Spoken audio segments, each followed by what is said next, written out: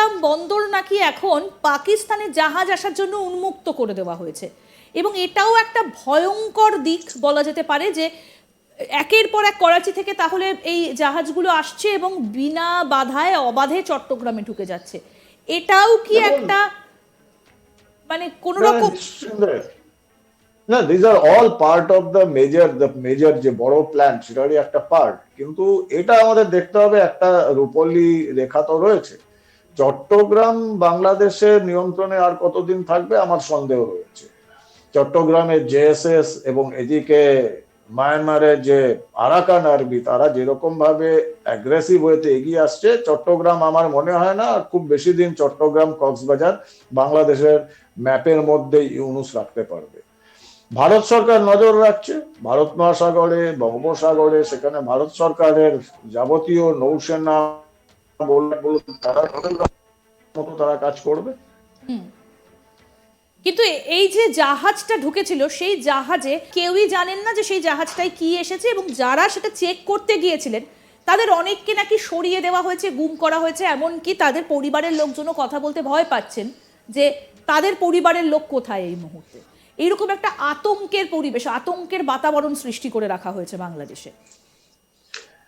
না দেখুন, এটা এটা তো ঘটনাই যে 65 জনের মতো নাকি লোক এসেছিল পাকিস্তান থেকে, বিশেষ করে আমরা যাদের সূত্র অনুযায়ী পুরোপুরি আইএসআই এর টিম এসেছিল। তারা অন্তর্ঘাতের বিশেষজ্ঞ, তারা ট্রেনিং দেওয়ার জন্য বিশেষজ্ঞ।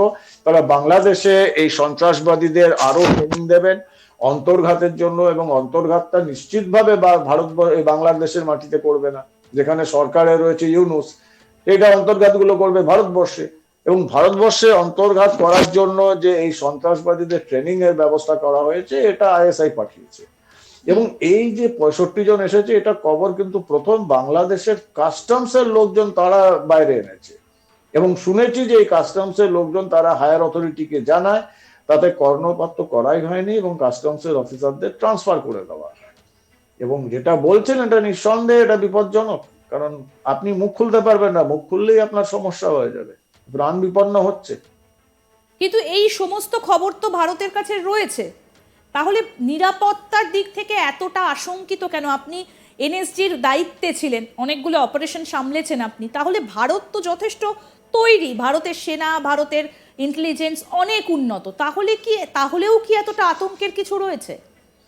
না নিঃসন্দেহে, কারণ আপনি এনএসজি কেন, আপনি পৃথিবীর যে কোনো শক্তি, যে কোনো সামরিক শক্তি, তাদের পক্ষে একটা জিনিস যেটা আমি বলছিলাম, আমাদের পক্ষে যুদ্ধ করা খুব সহজ, কারণ আমরা জানি যে আমরা কার সঙ্গে লড়ছি, কাকে আমাদের বিনাশ করতে হবে, কারণ সে ইউনিফর্মে রয়েছে। That is conventional warfare.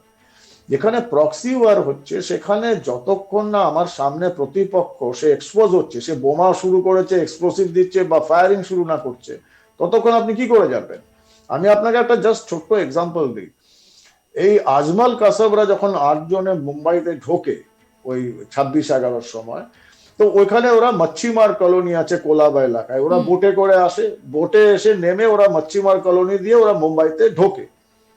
একজন ওখানে মহিলা মাছ বিক্রি করছিলেন, তিনি তারা স্টেটমেন্ট দিয়েছিলেন, ওনার সামনে দিয়ে 8 জন ছেলে পিঠে বড় বড় রাকস্যাক নিয়ে তারা ঢুকছে। তো মহিলাকে যখন জিজ্ঞাসা করেছিল পুলিশ বা সাংবাদিক যে আপনার সন্দেহ হয়নি, কারণ এই 8 জনই পুরো মুম্বাই ধ্বংস করেছে, 200-250 উপর লোক মেরেছে। তো তখন যখন ওই মহিলাকে প্রশ্ন করেন যে আপনার কোনো সন্দেহ হয়নি, তো সেই মহিলা বলেছিলেন কি করে সন্দেহ হবে, প্রত্যেকের কপালে টিকা রয়েছে, লাল টিকা রয়েছে, হাতে ওই লাল সুতো ধাগা বাঁধা। আপনি জাস্ট বুঝে নিন যে 8 জন সন্ত্রাসবাদী ইসলামিক মৌলবাদী কপালে টিকার হাতে লাল সুতো বাঁধলো, তো লোকে মনে করবে এ কি করে হবে, তো লাল টিকা দিয়ে সুতো বেঁধে আসছে। তো এই যে ডিসেপশন, প্রতারণা, এটা 1 সেকেন্ডের ব্যাপার।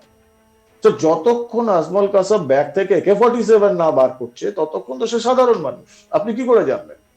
এই একটা জায়গা আমার চিন্তা যে পশ্চিমবঙ্গে এই যে হাজার হাজার লোকজন রয়েছে, রোহিঙ্গা বলুন, অবৈধ অনুপ্রবেশকারী, আপনি কি করে জানবেন যে কোন অবৈধ অনুপ্রবেশকারী শুধু রুজি রোজগারের জন্য এখানে এসেছে, না ভবিষ্যতের বৃহত্তর পরিকল্পনা নিয়ে এসেছে? এটাই একটা চ্যালেঞ্জ। এবং ভারতবর্ষে বা পশ্চিমবঙ্গের মানুষের বিশেষ করে অসচেতনতা, তারা এই ব্যাপারে সচেতন নয়, এই ব্যাপারে কথা বলতে রাজি নয়, এটা আমার জন্য একটা বিরাট চিন্তার ব্যাপার। কিন্তু সামনে বর্ডার গুলো সিল উৎসবের করা কি মরশুম সম্ভব আসছে। নয়? এই যে বাংলা, ত্রিপুরা, অসম না বর্ডার না গুলো। না, দেখুন আপনি, না, আপনি দেখুন বর্ডার তো রাজস্থানের বর্ডার রয়েছে, ভারত পাকিস্তান বর্ডার পাঞ্জাবে রয়েছে, সেখানে তো সমস্যা হচ্ছে না, কারণ ওখানকার বর্ডার আর পশ্চিমবঙ্গের আসামের যে বর্ডার, বিশেষ করে পশ্চিমবঙ্গে বিরাট সমস্যা, কারণ পোরাস বর্ডার, বর্ডারে একটা বড় অংশে কোনো আউটপোস্ট নেই বিএসএফ এর, জমি দিচ্ছিল না, এত টাল বাহানা, তারপর সুপ্রিম কোর্টের অর্ডার, তারপর এখন জমি দিচ্ছেন, সেই জমি ল্যান্ড অ্যাকুইজিশন, তারপরে সেখানে বর্ডার পোস্ট তৈরি করা, সেখানে ডিপ্লয়মেন্ট 2 বছর লাগবে। এই 2 বছর আপনি কি করবেন? সমুদ্র পথ রয়েছে, নদী পথ রয়েছে, আপনি দেখুন উত্তর 24 পরগনা, দক্ষিণ 24 পরগনা, আপনি চিকেন স্নেক দেখুন, জলপাইগুড়ি দেখুন, আপনি কোচবিহারে দেখুন, মালদা মুর্শিদাবাদ দেখুন, এটা খুব মুশকিল।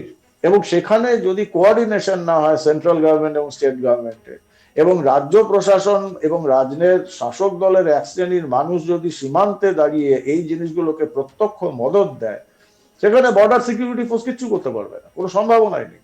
এটা কি আগে থেকেই পাকিস্তানের সঙ্গে মোহাম্মদ ইউনুসের একটা যোগসাজশ অনেক আগে থেকেই তৈরি হয়েছিল সেক্ষেত্রে বলে আপনি মনে করেন?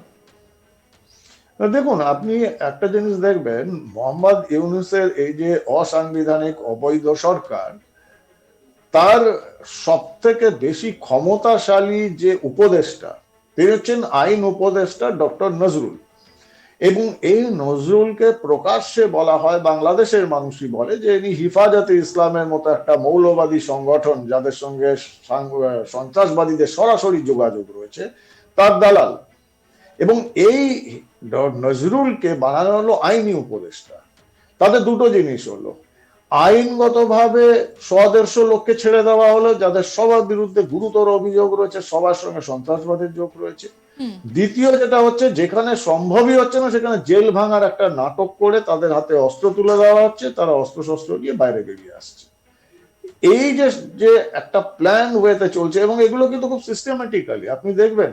শুরুটা করেছিল যে ছাড়া দেওয়া হলো জসিমউদ্দিন রহমানি, যে আল কায়দার বাংলাদেশের প্ল্যাটফর্ম, আনসারুল্লাহ বাংলা টিমের হেড, তার বিরুদ্ধে 7 জন উদার মনা ব্লগারকে হত্যা করা, যারা মৌলবাদের বিরুদ্ধে আওয়াজ করেছিল, সেই 7 জন উদার মনা ব্লগারকে হত্যা করার সরাসরি ষড়যন্ত্রে 2016 সালে শেখ হাসিনা সরকার তাকে গ্রেপ্তার করে, তার যাবজ্জীবন কারাদণ্ড হয়। ইউনুস সরকার এসেই, এই অন্তর্বর্তী অবৈধ সরকার এসে প্রথম মহান কাজ করলো, জসিমউদ্দিন রহমানিকে ছেড়ে দিল, এবং সেটা ছিল শুরু। এবং সেখান থেকে আজকে দেখছেন কোন জায়গায় এসে পৌঁছেছে। তো এটা একটা ভয়ঙ্কর, এটা খুব প্ল্যান ওয়েতে করছে। আমরা স্টেপ গুলো যেটা দেখছি, যেটা আমরা আশঙ্কা করছি, সেগুলো মিলে যাচ্ছে। এই জন্যই পশ্চিমবঙ্গের জন্য যে আমাদের আশঙ্কাগুলো রয়েছে, আমি চিন্তিত যে সেই আশঙ্কাগুলো নিরাপত্তা, ভারতবর্ষের নিরাপত্তা এবং পশ্চিমবঙ্গের নিরাপত্তা